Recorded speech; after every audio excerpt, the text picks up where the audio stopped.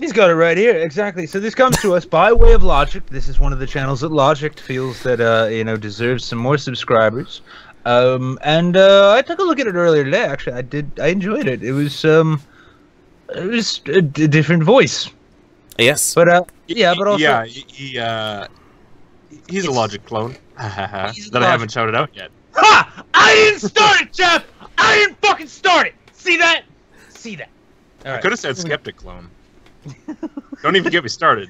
Yeah, but but with this one, no, I will say, watching on my own, and then I'm gonna turn it over to Logic because he's the one who recommended it. But I will say it was actually nice because it's these days it's hard to find that perfect mix between sort of like slight snark and an intelligent presentation. Sometimes people go way too far in the one direction and become teal deer, and then people go in the other direction and become me. But this guy, so why'd you recommend him? I already told you. That's what I got. let's watch the clip. Let's watch the clip. No. I like his stuff. He's his channel has actually grown quite a bit. Like I didn't realize until I actually looked him up, and I was like, holy shit, he's like over 10K, and that's pretty cool. Like that's good, but. The clip you heard at the beginning was from a recent YouTube Saints stream. I just wanted to thank them and Logicked for the shoutout. Super nice of you guys, and it was especially noteworthy because Logicked is one of my favorite YouTubers, and definitely one of the people who inspired me to start up my own channel.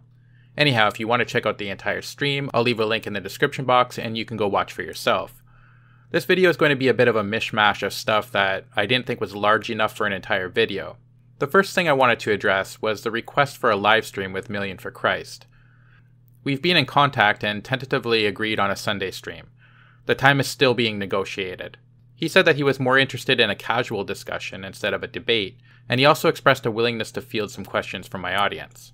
So please leave some questions below. You can ask him, me, or both of us a question, and we'll get through as many as we can during the stream. I'm looking forward to it. Next up, I've had a few people ask me about YouTube's newest wave of demonetizations and whether it has affected my channel. Short answer, yes it has. My videos are usually flagged as not being advertiser friendly as soon as I upload them, and I appeal them right away. As you can see by this video, most of my newer videos are released from demonetized hell within 24 hours of my requested review. However, that means I miss out on the first 24 hours or so of ads. Also, many of my older videos don't get the required 1,000 views per week to qualify for a review, so they'll likely always remain in yellow mode. Not sure what to say about it all. I guess that's just what we'll have to deal with moving forward as a content creator. I'm hoping YouTube's AI gets smarter as time goes by and flags less videos. I was watching a recent Daryl E's video and he said that a friend of his had her cooking video flagged, so I don't buy into the conspiracy theories that YouTube is blacklisting me or my channel for some reason, or that they're maliciously targeting videos that talk about atheism. I don't swear in most of my videos and refrain from personal attacks, and as you can see, a good chunk of my recent videos were approved after a human took a look at them. I do feel badly for those who have made YouTube a full-time job because they're going to really get hit hard, even if their videos are approved after manual review, because they'll miss out on the first 24 hours of ads. This isn't the case for me. I do have a full-time job and this remains my hobby. Any money I make here on this channel gets rolled back into the channel.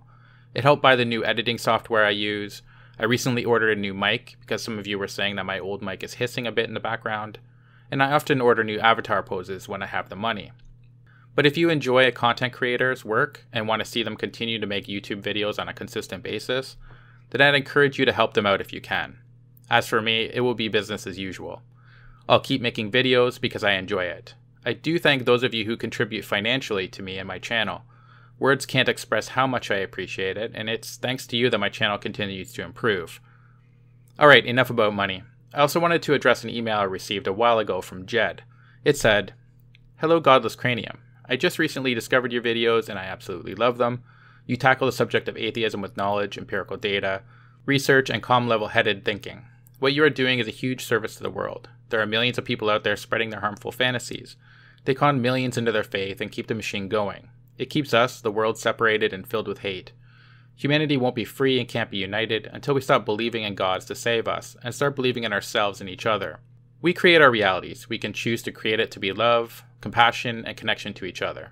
Anywho, I'd thought while watching your videos, you concentrate a great deal in your arguments with the religious that there is no proof of a God and the lack of proof of God.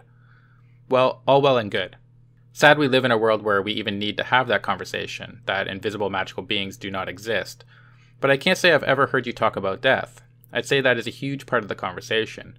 In fact, the biggest conversation we should all be having as humanity. So my question to you is, what do you believe happens when we die?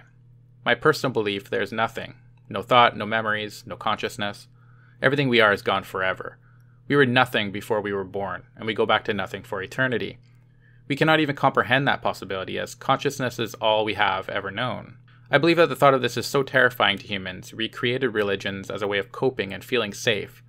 But I believe that next to all the countless atrocities that have been committed in the name of religion, the most harmful thing religion did is take away the fear of death. Why fear it if you are going to paradise or the rest of eternity? What does this life even really matter? All that matters in this life is believing in Jesus. Then I get everything I want in heaven. People are wasting this gift of life. Knowing that when we die there is no consciousness and we can die at any moment gives every single moment an urgency to enjoy and applicate it. Every moment is a world within itself, and we are the creator, and we have the choice and the power to create that moment to be perfect the way it is and the way it is not. To create every moment to be beautiful. To me, this is a much more effective way to live life. To me, the greatest crime of religion is cheapening the gift of life. Just wanted to hear your thoughts. If you have the time, thanks for reading. Well, I do have the time, and thanks for your kind words, Jed. I'm very happy you enjoy my videos. As for what I think happens after death, I do believe I've said in videos before that I don't think anything happens as far as you as a conscious being. I think you die and the brain that makes you who you are rots away. I know that's not a sexy answer for many people, and they want to believe that they will go on in some capacity, but I just don't think that's the way the circle of life works. I see no evidence to believe otherwise. In fact, I work with people who have suffered brain injuries, and they're a testament to us being products of our brains. I really see no reason to believe otherwise. I don't believe in a soul or some sort of invisible, supernatural stuff that in some way contributes and controls who we are. I find the last part of your question as particularly important, not because many Christians yearn for the end times and the destruction of humanity, and make no mistake, many do, but because that's also the reason why suicide bombers often do what they do, or a large part anyway. I don't think many people in Western countries where religion's influence has waned somewhat can fully appreciate or conceive of the idea that there are people out there who truly believe in the afterlife, and see this life as nothing more than a test to be passed so that they can reach paradise. I was recently listening to a Sam Harris podcast where he was reading a chilling account by a mother who was born and raised in Finland. Basically, she says that Christianity didn't make sense to her, and so she took up Islam as a religion. She eventually married a Muslim man, had a child, and moved to the caliphate. Here, have a listen. I also recommend you listen to the full episode because I think it's important that we come to grips with the notion that some people believe these things, and we have to stop making excuses for them. It is such a blessing from Allah to be able to live under the caliphate.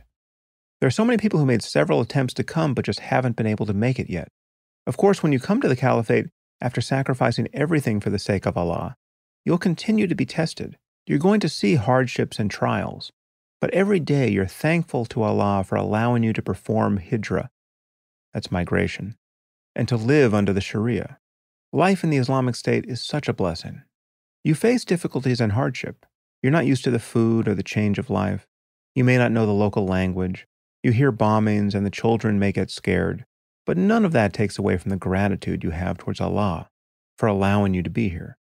Also, unless you're living here, you don't realize what kind of life you had before. The life here is so much more pure. When you're in Dar al-Kufar, the lands of disbelief, you're exposing yourself and your children to so much filth and corruption. You make it easy for Satan to lead you astray. Here you're living a pure life, and your children are being raised with plenty of good influence around them. They don't need to be ashamed of their religion. They are free to be proud of it, and are given the proper creed right from the start. After 4 months of being here, my son was martyred, and this was yet another blessing. Every time I think about it, I wonder to myself, if I stayed in Dar al-Kufar, what kind of end would he have had? What would have happened to him? Alhamdulillah, praise be to God. He was saved from all that. And what could be better than him being killed for the cause of Allah? Obviously, it's not easy, but I ask Allah to allow us to join him." End quote.